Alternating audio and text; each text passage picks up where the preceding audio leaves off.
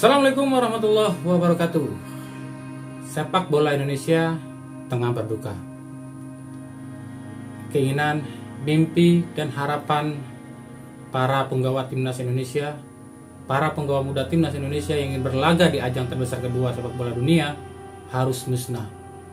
Musnah justru karena orang-orang yang justru tidak ada sangkut pautnya dengan sepak bola. Lalu, siapa yang salah? Yang salah malah tertawa. Terus siapa yang akan diuntungkan?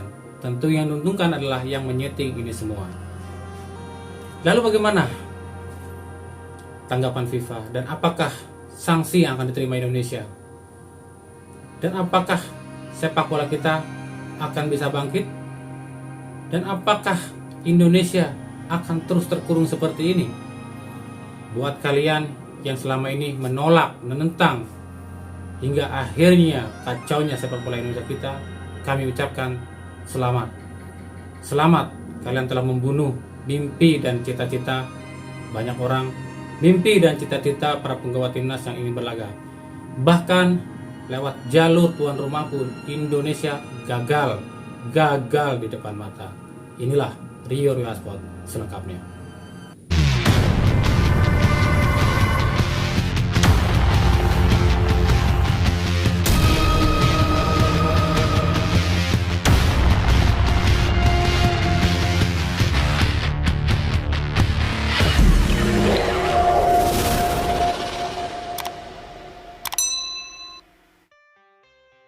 Pasca dibatalkannya Piala Dunia di Indonesia, kemudian apa yang akan terjadi? Soal sanksi kami belum tahu pasti ya. Mudah-mudahan saja tak ada sanksi. Dan kalaupun ada sanksi, ya udahlah. Ini memang kesalahan dan kegoblokan oknum bangsa Indonesia sendiri. Dengan embel-embel solidaritas untuk Palestina, mereka mau disetir oleh politikus. Padahal ulah mereka itu goblok loh.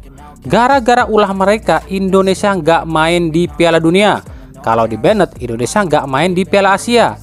Sementara Israel yang mereka tolak justru tetap main di Piala Dunia. Palestina yang mereka bela tetap main di Piala Asia. Lalu Indonesia cuma bengong dan nonton. Kan ini goblok. Inilah bobroknya mental warga plus 62. Dikasih duit gocap suruh demo ya ayolah. Padahal apa arti duit gocap lo? Duit gocap tapi membunuh mimpi timnas kita. Dosa lo kalian, double dosa malah.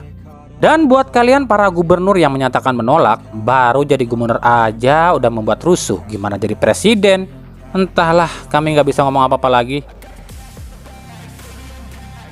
Kalaupun seandainya FIFA jatuhkan sanksi pada Indonesia, otomatis di Indonesia cuma akan ada Liga Tarkam alias Liga Tarprop alias antar provinsi yang gak diakui oleh dunia, dan entah untuk berapa lama, bisa setahun, 2 tahun, atau bahkan 5 tahun.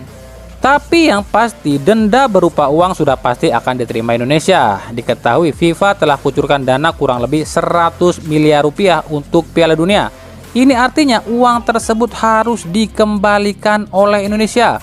Belum lagi biaya pembangunan training center di IKN sebesar 8,5 miliar rupiah. Tuh, mau nggak orang-orang politik bayar ganti rugi? Boro-boro bayar ganti rugi. Wong saat ditanya soal batalnya Piala Dunia aja, 2 gubernur ini malah ngeles kok. Loh, kenapa tanya saya soal batalnya Piala Dunia? Tanya sama PSSI lah. Itulah ucapan gubernur Bali tuh.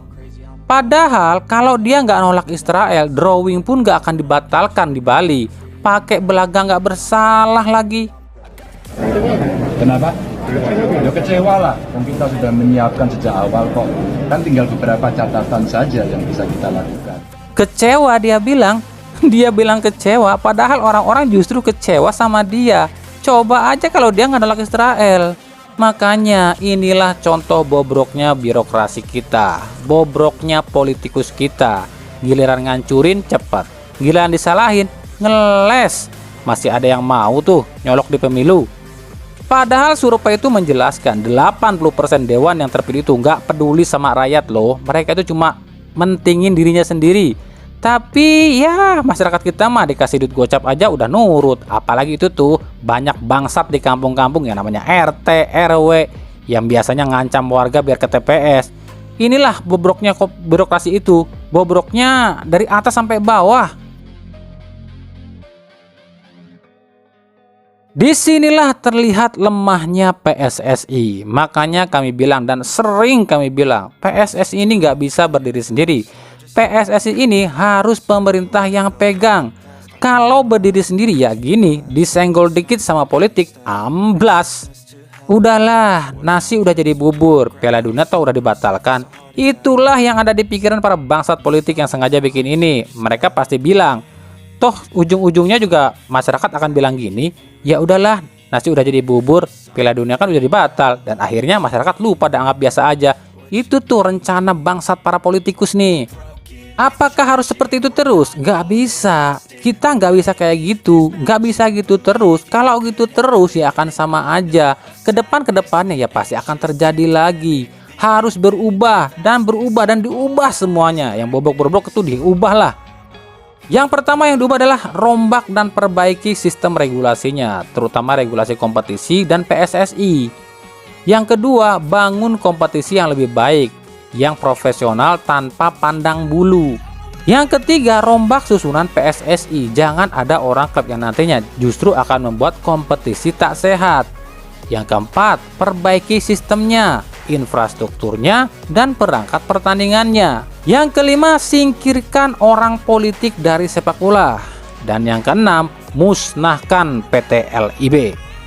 Andai pun nantinya kita di-ban oleh FIFA dan kita cuma bisa berkompetisi di dalam negeri saja, jangan lelet dan jangan asal-asalan. Tunjukkan pada dunia, khususnya FIFA, jika saat di-banned saja kompetisi kita lebih baik dari kompetisi luar negeri. Sanggup? Harus sanggup. Kalau nggak bisa, ya wassalam, siap-siap aja sampai 30 atau 50 tahun lagi pun Indonesia akan terus tertinggal dari negara lain.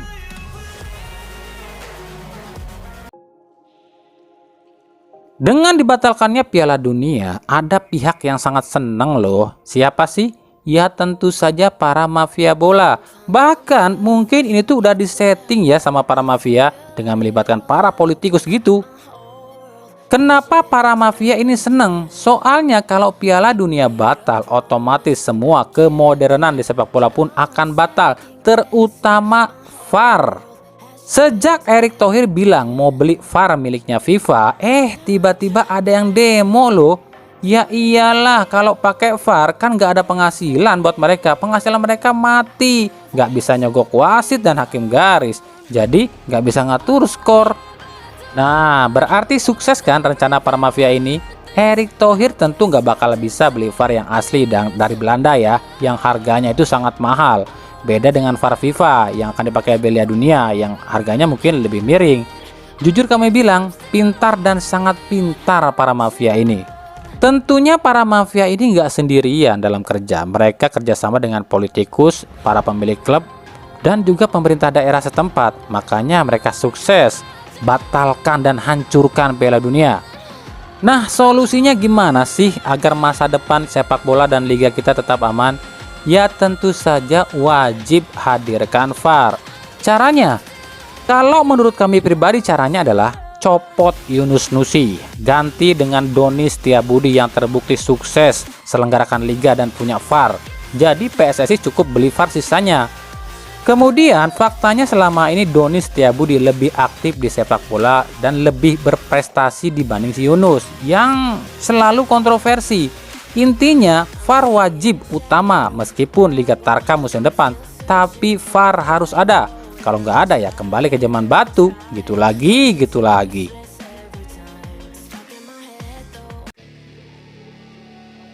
Nah ini ada yang unik lagi nih, yakni soal stadion. Para klub pemilik 6 stadion yang dipakai Piala Dunia kabarnya sih sudah meminta agar stadion mereka dikembalikan dan bisa dipakai lagi.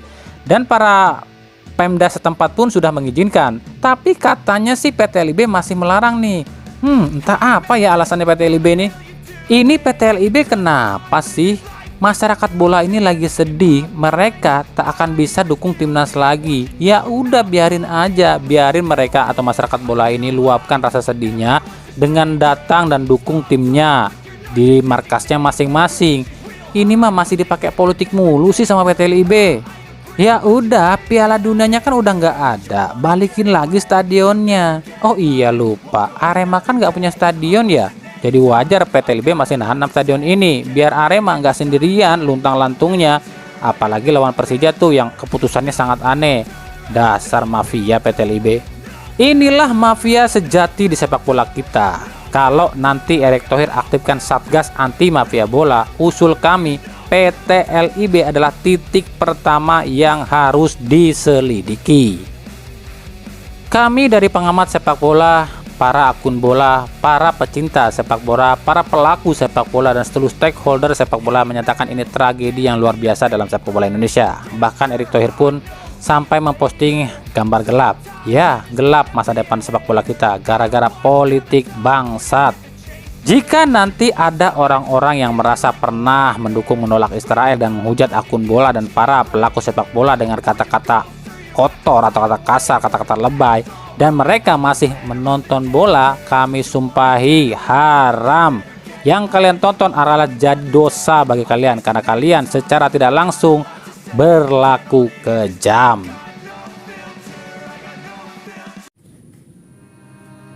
Sekali lagi kami sampaikan kepada para orang-orang yang terlibat menyeting ini semua, selamat kepada Anda. Dan kami balikan kepada Anda. Anda para politikus menghancurkan, menggagalkan mimpi sepak bola. Bagaimana jika mimpi Anda dihancurkan kembali atau diucapkan balik oleh para penggemar sepak bola? Ingat, Piala Dunia di depan mata. Bukan tak mungkin apa yang Anda lakukan kepada sepak bola akan Anda lalami dalam dunia politik Anda. Ada sebab, ada akibat. Perbuatan pasti ada tanggung jawabnya.